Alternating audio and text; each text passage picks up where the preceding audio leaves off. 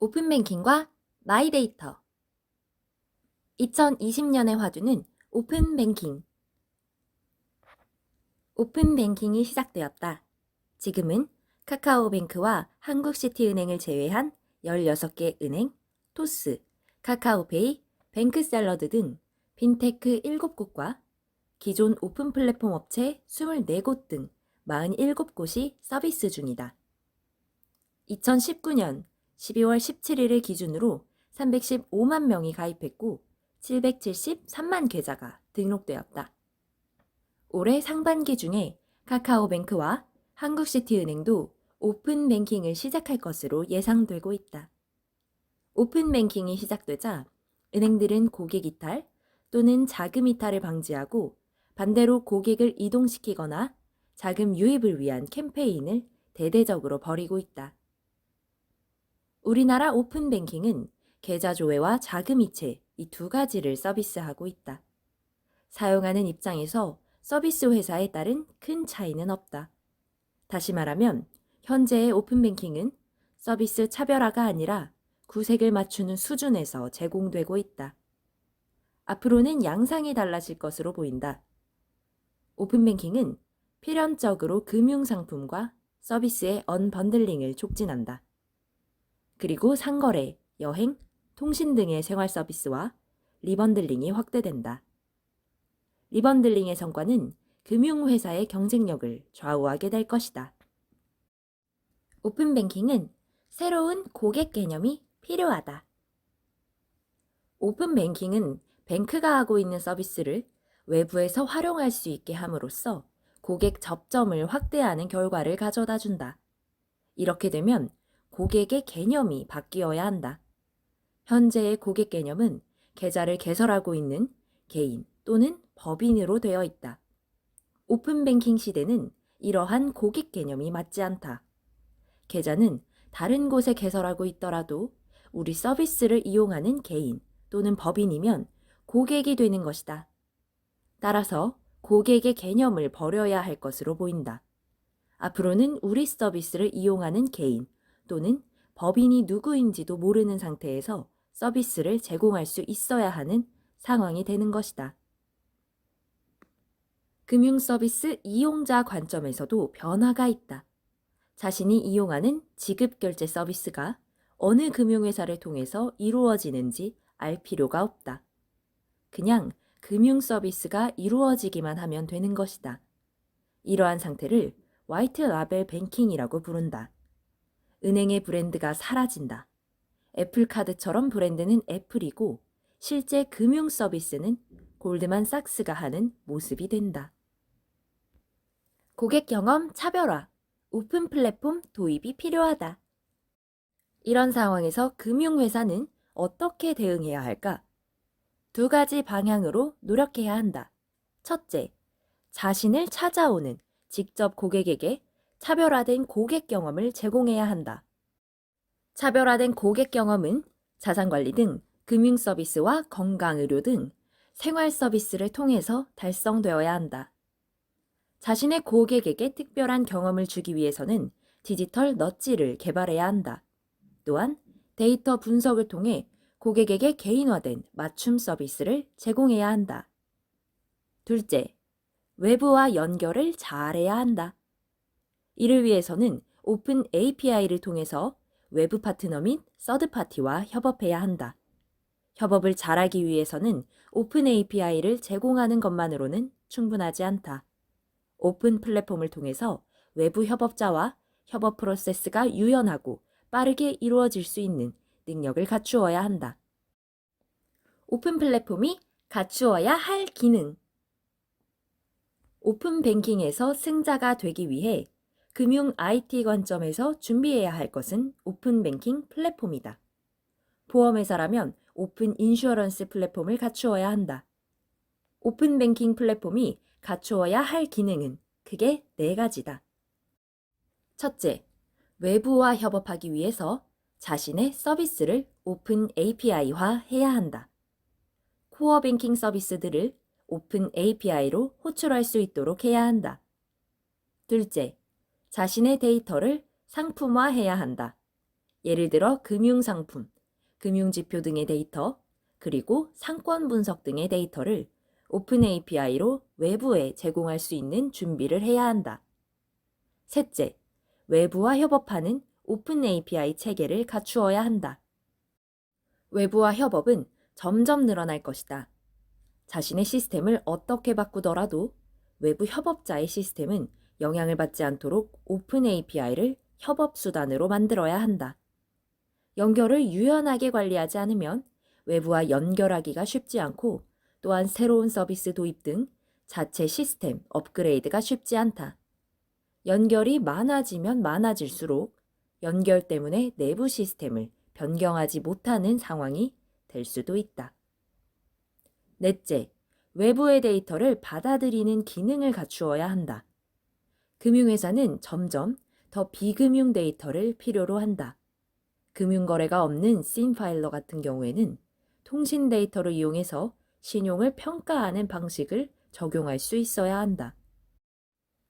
외부 데이터는 정부 등 공공기관 또는 민간업체가 공개하는 오픈 데이터, 소셜 미디어 데이터, 그리고 외부에서 구매하거나 협업해서 조달하는 비즈니스 데이터 등이 있다. 연결을 잘하는 금융회사가 승리한다. 오픈뱅킹 플랫폼은 연결된 은행을 가능하게 한다. 나는 생각한다. 고로 존재한다. 라는 이야기가 있다.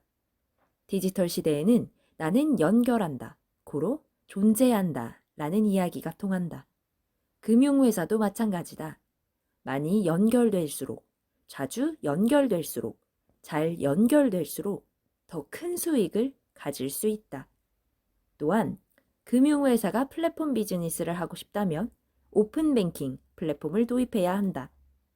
금융회사가 플랫폼이 되기 위해 상거래 플랫폼을 스스로 운영하는 것은 잘못된 접근이다. 플랫폼은 자신의 핵심 그리고 고유 역량을 기반으로 외부의 서비스를 연결하는 방식으로 수행해야 한다. 은행이 카드 회사가 온라인 쇼핑몰을 만든다고 해서 성공하겠는가? 오픈뱅킹 플랫폼은 금융회사가 자신의 역량을 가운데 놓고 생태계와 협업함으로써 스스로 플랫폼이 될 수 있는 길을 열어가는 수단이 될 수 있다. 2020년에 열리기 시작한 마이데이터. 2018년 EU 지역에서 GDPR과 PSD2가 발효되어서 마이데이터 시대가 시작되었다고 보는 것이 일반적이다. 우리나라는 2019년부터 마이데이터 붐이 시작되었다. 그런데 마이데이터 개념을 잘못 이해하고 있는 경우가 많다. 가장 큰 오해는 개인의 동의 없이도 가명화 또는 익명화해서 데이터를 유통하도록 하는 것이라고 생각하는 것이다. 이는 데이터를 개인을 위해서 사용하는 것이 아니라 기업을 위해서 사용하도록 하는 관점이다. 마이데이터는 개인이 데이터의 주인이고 개인은 자신의 데이터를 완전하게 소유하고 관리할 수 있도록 한다는 뜻이다. 즉, 마이데이터는 사람 중심의 데이터 세상을 만들어야 한다는 하나의 운동이라고 볼 수 있다. 마이데이터는 데이터 판매라는 말이 적합하지 않다는 주장도 있다.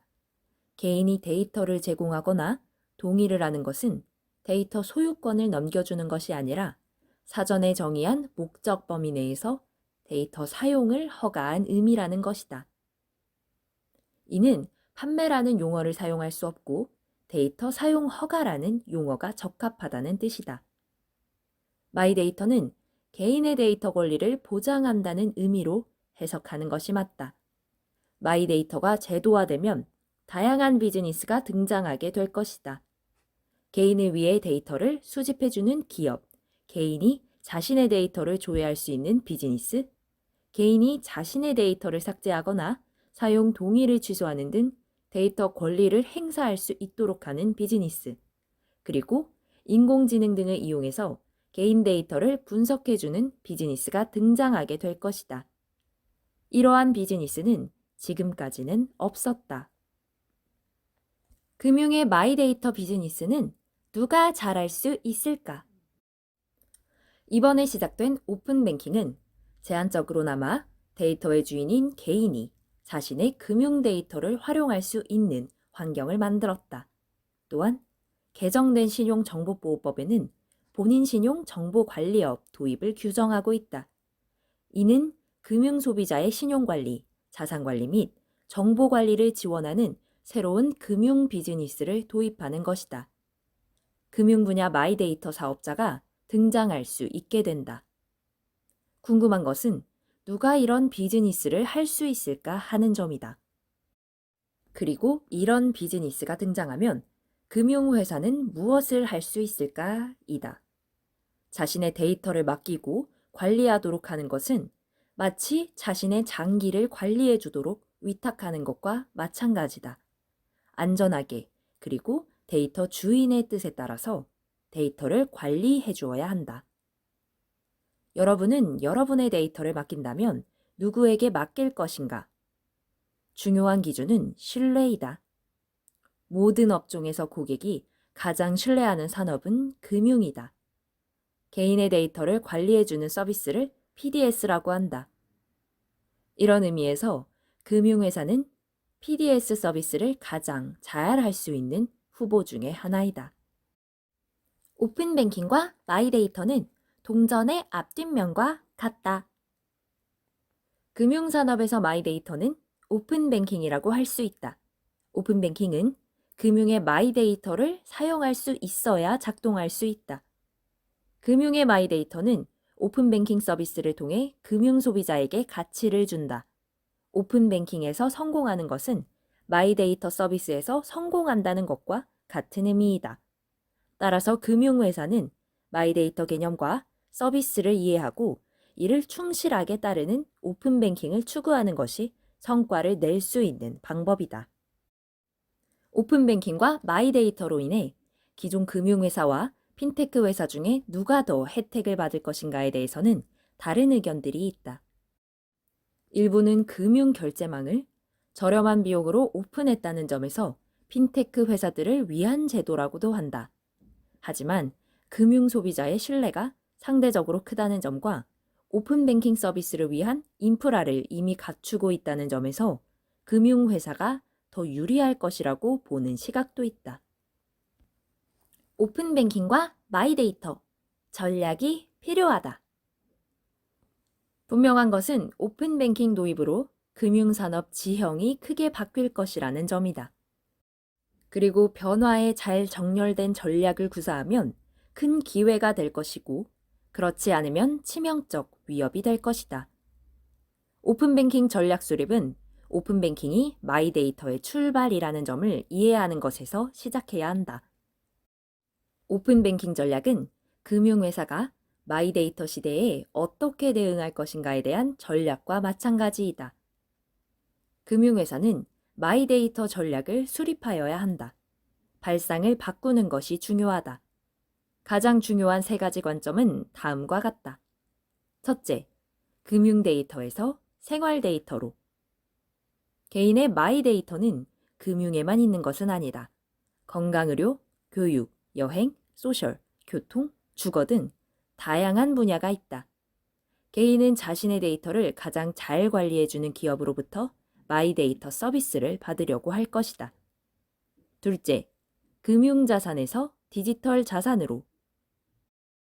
금융회사의 관심은 개인의 재무자산에 한정되어 있다. 개인의 자산은 점점 더 디지털화되고 있다. 그리고 개인은 자신의 디지털 자산을 보관하고 관리해줄 에이전트를 필요로 한다. 금융회사는 개인의 디지털 자산 관리자로서 유리한 위치에 있다. 셋째, 브랜드보다는 화이트 라벨로. 금융회사는 자신의 브랜드를 포기해야 한다. 브랜드를 포기할수록 고객 접점이 확대되기 때문이다. 고객 접점에서 고객 데이터를 확보하고 있는 기업들과 유연하게 협업해야 한다. 데이터 교류를 원활하게 할 수 있는 플랫폼 도입을 적극적으로 추진하여야 한다. 금융회사의 오래된 관행 중 하나는 법규가 확정되지 않으면 아무것도 하지 않는다는 것이다. 마이데이터 관련 제도는 이제 만들어지고 있다. 제도가 미비한 상태라고 해서 아무것도 할 수 없는 것은 아니다. 현재의 제도에서도 할 수 있는 일을 찾아내야 한다. 또한 제도의 신설과 변경에 대비해서 미리 준비해야 한다. 더욱 바람직한 것은 건전한 마이데이터 생태계 형성에 적극 참여하는 것이다. 마이데이터 생태계를 주도하는 기업이 더 잘 준비할 수 있기 때문이다.